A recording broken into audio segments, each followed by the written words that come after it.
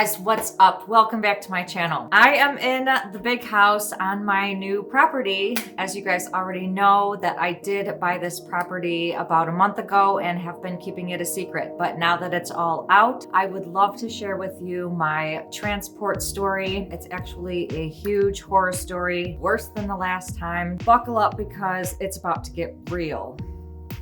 All right, let's start with the transport company that I decided to go with was the same guy that moved my house from Eatonton, Georgia to Sparta, Tennessee. He had some problems with his truck, so he had to cancel on me. I went back to One Call Logistics and I hired them to send somebody out, transport me to West Tennessee.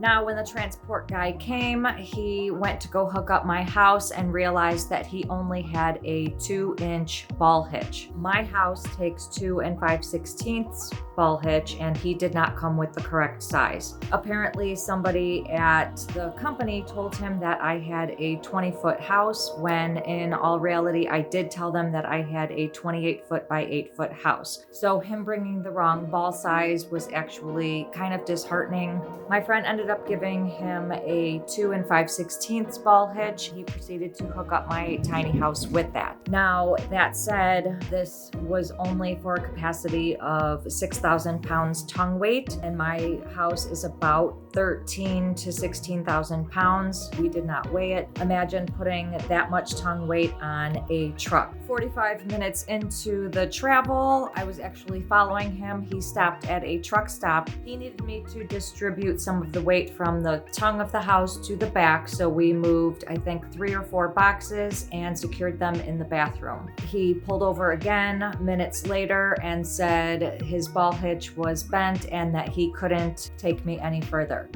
We had 2 different options, and that was to go to the store and get a heavier ball hitch, preferably one that was adjustable and for a weight capacity of 20,000 pounds.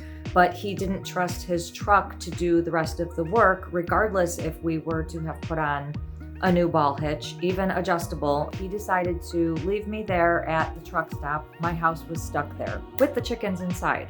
Now, mind you, I also had the cats in the car with me, and we are 45 minutes out of Sparta, and I had to call my friend to see if I could stay at his place in order to have somewhere to sleep because I didn't have electricity or water at the tiny house. I fed the chickens as much as I could, gave them some water because I knew they were going to be there overnight.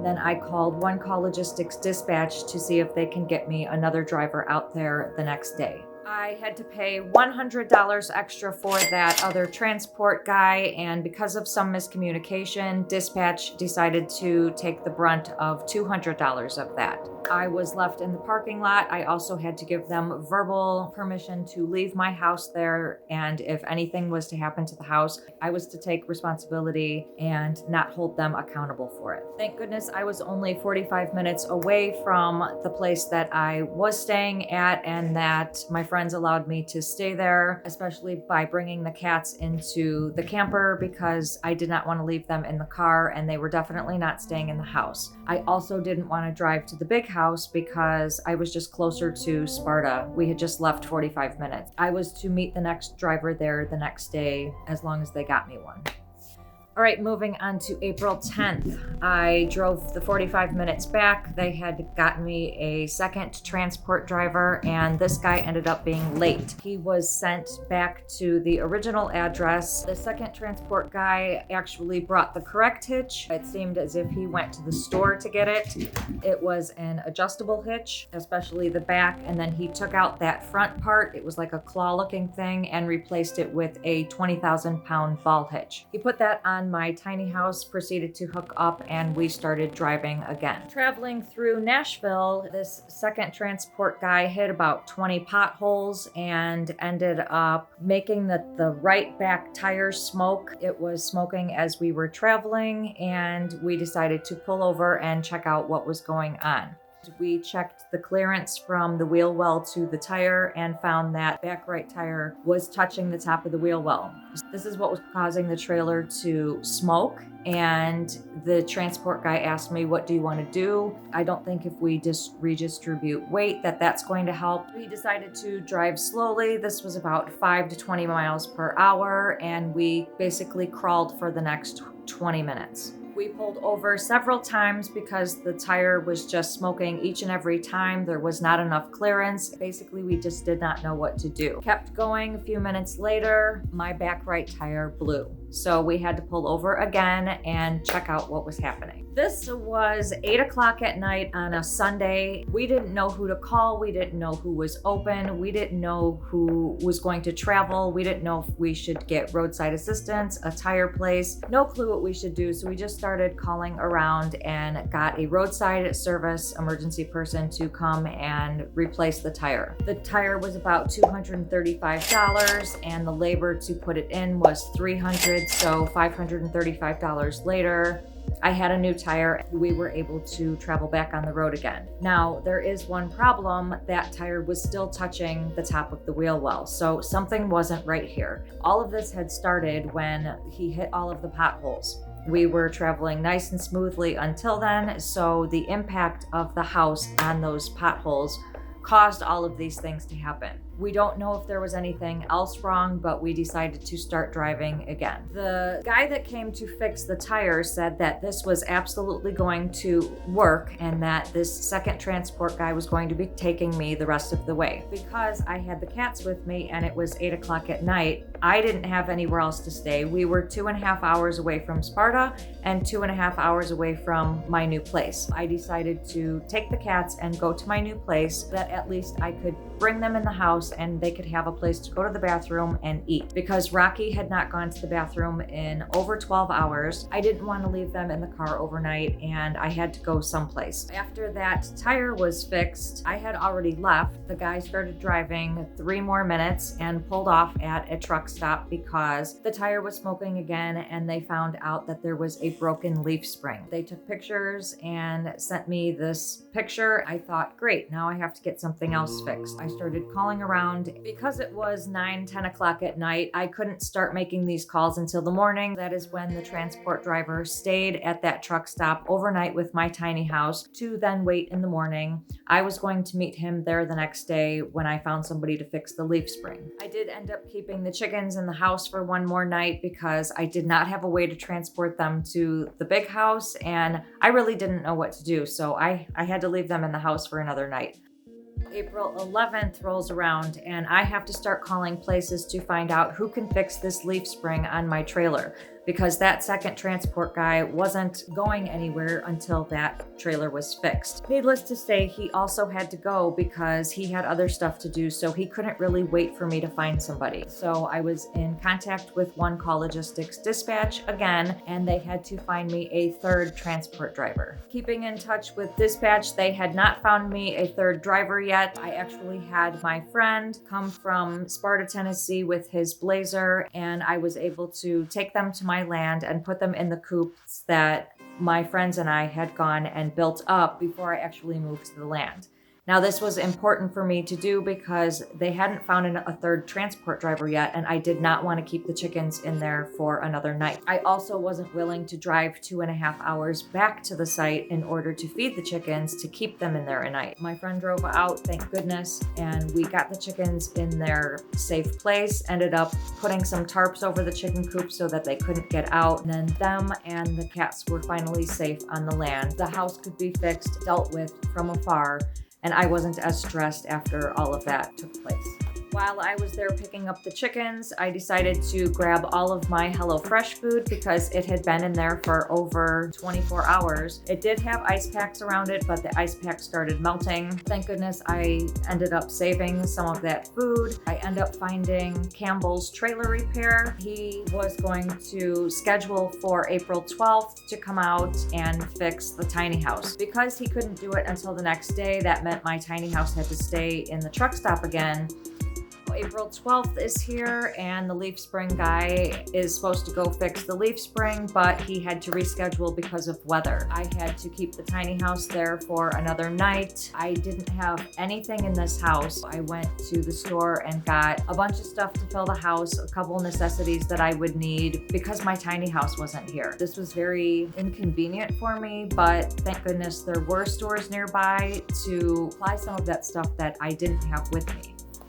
April 13th is here, and Campbell's trailer services went to the tiny house at the truck stop and ended up fixing the leaf spring. Now here's something that is very, very interesting. My 28-foot by 8-foot house that was built on a triple axle, each of those axles have a 5-leaf spring. This trailer guy said that because of the weight that was built on top of that tiny house, the builder should have taken those 5-leaf springs off of all of the tires and replace them with a 6-leaf spring. A 6-leaf spring would have accommodated the weight that my house had in it and on it. The builder did not do that, and I was stuck having all of that weight on top of the 5-leaf springs. One Call Logistics ended up sending another transport person, the third transport person. I needed him to call me before he drove off because I needed to see if the tire, the back right tire, was touching the wheel well again now after the guy fixed the leaf spring. He hooked up his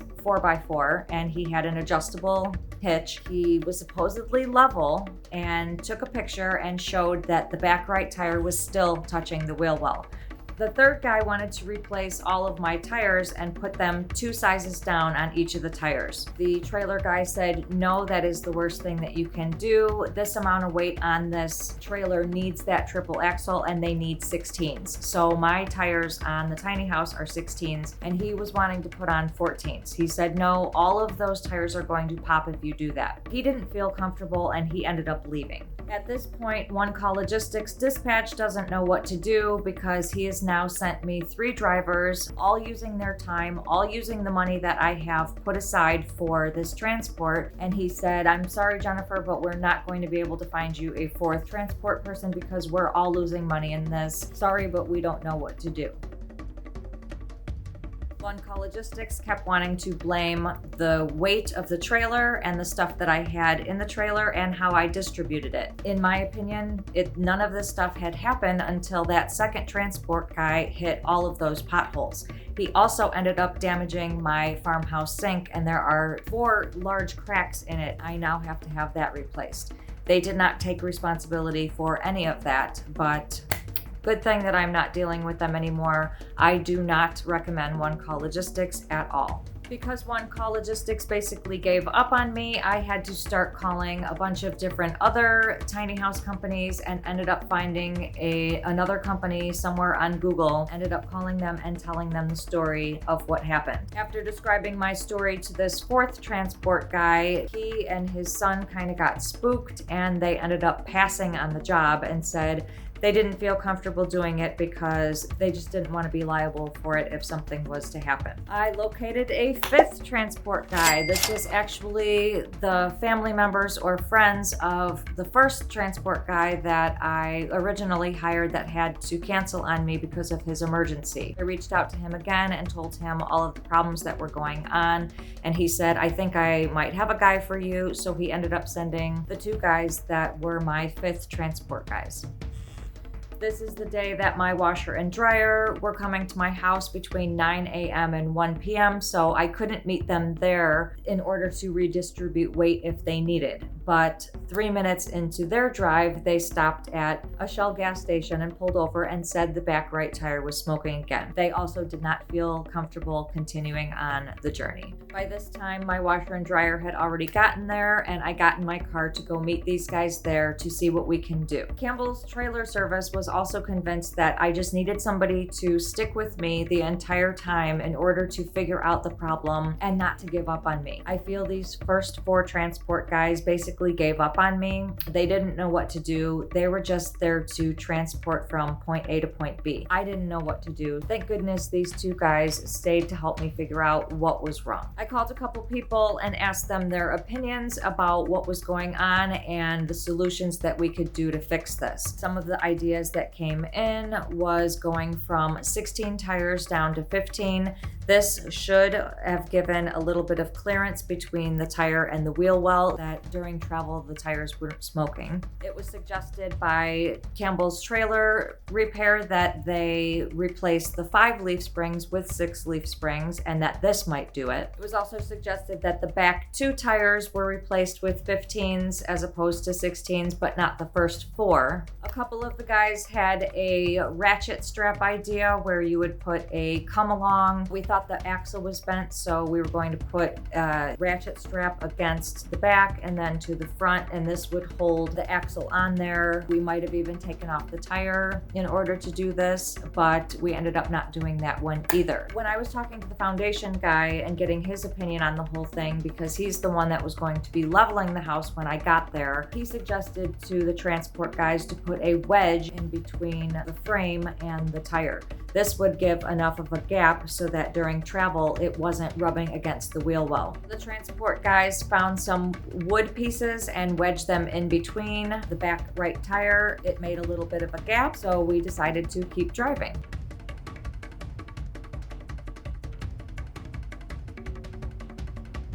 Had to end up pulling over again because now this time the right front tire was rubbing against the wheel well. We did the same thing as the back right tire, and we put another wood wedge in between the frame and the wheel well. We started driving again, hoping that these two would hold. About 5-10 minutes later, the front right tire blew. So I had another tire go out on me and we had to pull over again. This time we called the roadside emergency assistance again and was able to get that tire replaced. Another $400 later, it was ready to go, but this time the transport guys decided to use twist ties to hold the wedges onto the frame of the trailer of the tiny house. The wood piece was held onto the leaf spring so that it gave a gap between the tire and the wheel well. We drove at 40 miles per hour the rest of the way, and thank goddess it arrived 2.5 hours later. However, when we got there, we had even more problems. So it had rained about 2 days before this day, and the foundation guy and I thought that it would be best that they drove onto the foundation through the grass. At the time, I didn't even think that it had rained the 2 days before, but they started driving through the grass and ended up getting the house and their truck stuck. 4 hours after trying to get their truck out, they couldn't get it out. We tried tire claws, we tried wood ramps, we tried broken cinder blocks, we tried digging dirt and packing stuff down. We tried so many things to get their truck out of there, and they just couldn't do it. They ended up calling a tow truck. Tow truck had to pull them out sideways and ended up doing damage to my lawn, tons of ruts. My tiny house is still in the same spot. The 5th transport guys left. So I had to end up paying them, which their rate was $1,600. Ended up paying them because they got me from their point A to point B. I'm still waiting. The 6th transport guy was supposed to be the tow truck guy that pulled the 4x4 of the 5th transport guys out of my yard. We needed to wait another 3 or 4 days, 1 or 2 days of rain, and then the rest of the days were sunshine. That did not end up going well either, because when I called them to see if we could move the house after 3 days of sunshine, their office, they started yelling at me. Some texts were sent back and forth, maybe some misunderstanding, I don't know, but she was screaming at me. Therefore, again, I do not recommend Mid-South towing in West Tennessee. They did not communicate. They ignored my texts and messages. So again, my 6th transport failed, and now I have to find somebody else to move my tiny house. I was supposed to have my tiny house moved on April 9th, and it is April 18th, and my house is still not on the foundation. At this point, I need a 7th transport driver to try to move my house from the grass to the foundation. We had to wait another 4 or 5 days. There was another 2 days of rain, and we needed at least 3 days of dry. And then I had a 7th transport driver, which was the foundation guy, because he was going to level the house when it's on the foundation. He hooked up his 4x4 and ended up spinning his tires in the mud as well. So even after 3 days of sunshine, the ground wasn't dry enough. Now I have to find a 8th transport person to try to move my tiny house. This time we are going to try to locate a tractor in order to hook it to my house and pull it on the foundation. And now this is regardless if it is raining or sunshine. We contacted a local farmer, asked if we could use one of his tractors in order to put the house on the foundation. My house has been sitting on that grass unlevel for about 20 days now. I originally wanted to move it on April 9th and it was supposed to be on my land on the foundation on April 9th. But 20 days later, it is sitting unlevel on the grass, and I'm afraid that things in the wall are getting ruined. Seriously, who would have thought it would have been this hard to move a tiny house? All right, so transport guy number 8, which was the tractor guy. I have not heard from him in 4 days, and I went over to his place. No one knows where he's at. He hasn't been here. Transport number 8, fail again. I am getting very impatient now. It needs to be moved today. Today is April 29th, and I actually called another tow truck company in the area to see if they can do it. Thank goddess they are on their way here with a skid steer with a ball hitch, and they're going to move my house with that. They're going to be here really soon. Definitely update you on what happens with that transport. Hopefully this is lucky number 9. Okay, so it just happened. My tiny house is finally moved onto its foundation. I contacted Gray's Towing and Recovery, and they came from Selmer, Tennessee in order to move my tiny house. We had to use a skid steer this time. The skid steer had a ball hitch on it, so it was able to pick up my house. And because I had the foundation built 6 inches tall, we had to build ramps. So we looked through my yard and found a mound of dirt that they could shave off the top. And we impacted on both sides of the foundation and made a ramp so that the skid steer can pull my house up onto the foundation. I'm gonna be honest with you, this was seriously a nightmare. Taking 20 days to move your tiny house from 5 hours away, I didn't think it was going to be this hard. Not every transport is this hard. It was a nightmare for me, and thank goodness it's over because I'm just done. I'm ready to get on with my life. I'm ready to continue remodeling my house and just not deal with moving that house anymore. Throughout this whole experience, I dealt with some really great contractors and workers and transport people, so I'm going to be dropping all of their links in the comments below. The ones I do not recommend, you guys heard those in the video already. If you do need tiny house transport, I'll be dropping those links in the description so that you can give them a call if you are in the area.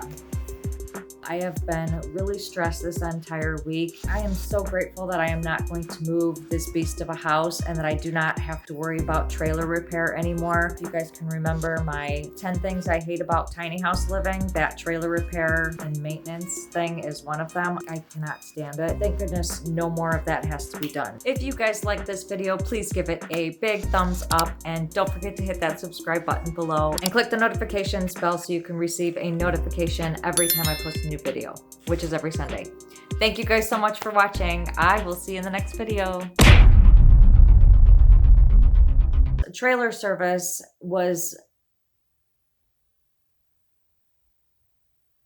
Don't put that. He had to reschedule, so... Don't put any there. And he needed me to distribute... Hold on. Food that I was supposed to be giving them. Don't put any of that. All right, first off, one of the things, don't put that. I originally tried. I need to get a drink, hold on. 20 days after I really, when I decided to call a transport company, don't put any of this. Transport guy came, don't put that. I did end up deciding, don't put that. Trailer, this is Campbell's, hold on.